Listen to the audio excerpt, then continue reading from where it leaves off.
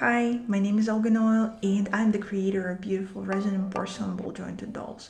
Today I'm going to talk about how I started making dolls and at what time I started to enjoy making dolls. It wasn't at the same time for me, it took a minute, but I still love it. A little bit about myself. I am a Romas Germanic philology graduate, so I didn't have any art degree. I never was trained to make art. I had to learn everything by myself. I had some classes in anatomy. I had some sculpting classes as well, but it was at a later point. At the very first, my very first steps were done completely by myself with Google, with research, and a lot of tenacity. My art journey started when I was a teenager. I started writing a lot. I met a lot of beautiful people, and one of them brought me to Tildas. They were fabric dolls, and those fabric dolls were not really my cup of tea. At the time I didn't really realize it because my mind was blown because I could actually create something with my hands and it wasn't a text on the screen. I wasn't really sure why I wasn't happy with the text on the screen because I was pretty decent writer, especially for a teenager. I can say now that other people's patterns were a very good starting point for me. One thing though, I never thought that I could create something myself. I thought that someone should come to you and say, now, this is the moment when you can start creating something for yourself, out of yourself. I thought that this person, this entity, this revelation would come to me and would give me permission to create. But it never came, obviously, and it never occurred to me that I could create my own patterns at the time. But what I did learn is that you can find and buy beautiful fabrics in hobby shops. This was it for me. Once I stepped foot in a hobby shop, I never looked back. Hobby shops became my new hobby. I went there, I bought every single thing that I liked. That's how I picked up felting. I started picking up felting, knitting, crocheting. Every single thing I could lay my eyes on and I could afford, I would buy, start doing it, live it. You know the drill. So at some point, I went to a really, really small hobby shop. It was really crammed in there. Every single thing lay on top of something else. And I saw a really tiny white female block. And on this female block, there was an outline of the face. And as soon as I saw it, I immediately thought, I have to make a face. I don't know where this thought came from. Well, basically from the female itself, but I grabbed it, I went home, and I started Googling frantically. At this point, I find ball jointed dolls. You Google ball jointed dolls, you find articles and people writing about them, and every single doll there, it's not a beginner's doll, obviously. It's one of the most beautiful specimens out there. This was the exact moment basically when magic happened. I fell in love. I wanted to create ball jointed dolls. I wanted to do this exact thing. I started Googling more how to create ball jointed dolls, and one person on the internet said that you have to ditch polymer clay and start working with air dry clay, especially if you're a beginner. Immediately, yes. I went and bought every single supply I could find for sculpting. I had a problem back then, don't judge me. I was very impressed with what I got. This is the result. You can pause and take a look, or rather don't. I shared this doll with every single person. I was so happy that I created this doll. 1 week it took me, around 1 week. One of my friends, he was a doctor at the time, he asked me whether I considered learning anatomy or not. And I was like, why? Do you really need anatomy to create dolls? It never even occurred to me that anatomy was the only way to make dolls. Knowing anatomy was the only way to make dolls. He asked me, would you like to learn anatomy? And I was like, yeah. And he offered me some advice. He told me that I have to buy books and learn stuff. At that very moment, I found out that there is a world around me that I ignored for my whole life. People didn't look exactly like this doll. Thank God they don't. But yeah, for me personally, before my friend asked me about anatomy, for me, I didn't see any difference between this doll and, I don't know, 1-0. So, pretty much one and the same thing for me at that point. I was really happy that he introduced me to anatomy, and I found out that my brain's happy juice was learning. I started learning anatomy with such hyper focus, I couldn't stop for 4 years. Basically, it was the longest hyper focus state I've ever been to, and it was exhilarating. I was so glad that I had this new world opening up before my eyes. One important thing, I never stopped sculpting. In parallel, I learned about new muscle groups, I learned about different body positions, about body mechanics and whatnot, and I never stopped sculpting. These are several of the dolls I made during these 4 years, and also don't pause, don't look at them.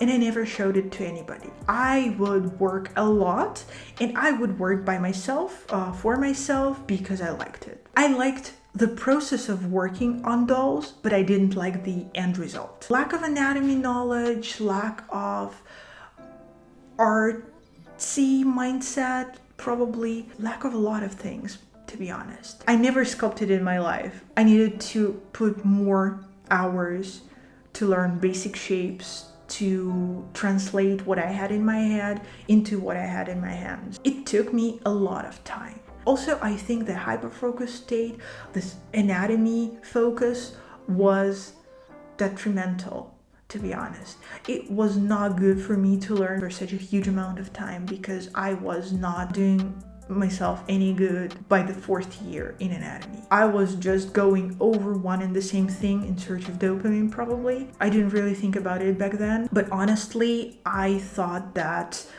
learning is what makes me happy. I'm not making dolls, I'm making myself happy with learning. So pretty strange concept for me right now. But I clearly remember that I enjoyed it very much. I still enjoy it. Whenever I feel anxious, I pick up a new language. That's probably why I know around 10. So this is not all bad, but my biggest advice here, you start learning anatomy, do the same thing that I did. Never stop sculpting and stop learning at some point, earlier rather than later. You will be able to look up the things that you need at a later point of time. Anatomy was a huge thing for me, and body mechanics was also a challenge for me. I, for the life of me, couldn't figure out the double joints and single joints, how they interact with each other, how to create this harmony in the body of the ball jointed doll. And at the same time, I really wanted porcelain ball jointed doll to be made by me. This was my ultimate goal, to create a porcelain ball jointed doll. So in roughly 2016, I bought myself a kiln, and for 2 years it just stood there collecting dust. I was adoring it and doing basically nothing with it because I was not ready. I was learning. In roughly 2018, I went and took sculpting class. I decided that if I knew everything they taught in there, I'm ready to make a porcelain ball jointed doll. Basically, I knew everything. 4 years before, I was like studying hard. I knew everything. I started making a ball jointed doll, a porcelain one, and now I have a lot of pretty pictures of that collection. This was the first collection of bears and the human bones, but obviously every single first porcelain doll, first doll ever, every single one of them has something that is not good. These dolls were not so good in terms of mechanics, not so good in terms of the size. I didn't like the size at all. This was the first step out there, and I was really happy I took it.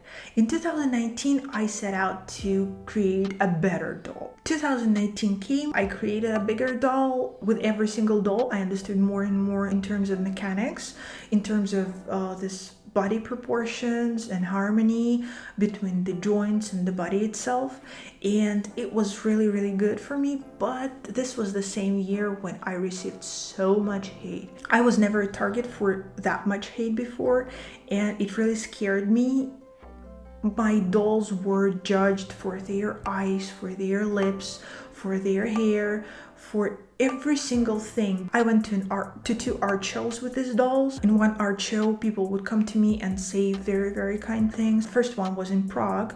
The second one was in Moscow. And in Moscow, I felt really, really off. A lot of people would comment and ask me really insensitive stuff, and I was not amused up until I sold the first doll. This was my first sell, and I was over the moon again. As soon as I packed them and went home, I immediately started working on a new ball jointed doll. This, I thought to myself, was going to be the most beautiful doll in the world. This was winter of 2019-2020, and 2020 was the happiest year in terms of harmony. I enjoyed sculpting. I enjoyed the harmony of proportions. I really loved making faces. I figured out what I wanted to say with my dolls and how to create them the best I could. I created these beauties. 2021 was the year when I started also to make resin ball jointed dolls, and my resin doll, you probably also saw her, but here she is.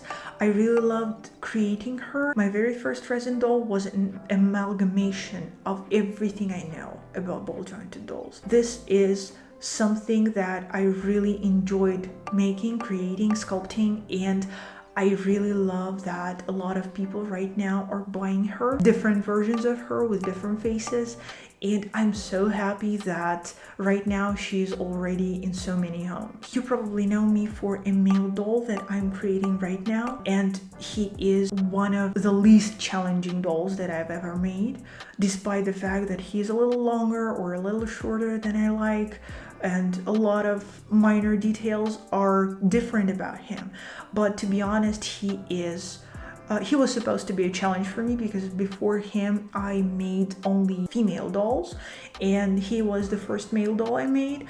But it turns out it's pretty easy when you know how to do it. I started thinking that faces were going to be a problem for a male doll, but to be honest, everything was easy. And my Patreons, they supported me through this whole journey. Every single thing that I did since 2020 was a success for me personally. Naturally, right now, I want to express myself more. It's sort of me, myself coming to me and saying that I can do this. I am allowed to express myself.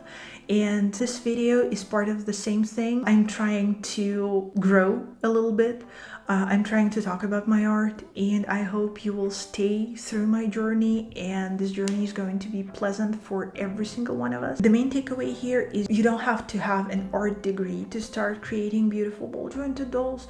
You don't have to stay so long in anatomy learning process. You can allow yourself to express anything and everything you want through art. And also a big thing for me was my close ones rooting for me all through this journey. My partner was a huge part of every single step, and I am so grateful. If you don't have someone like that, know that I'm supporting you wholeheartedly every single day.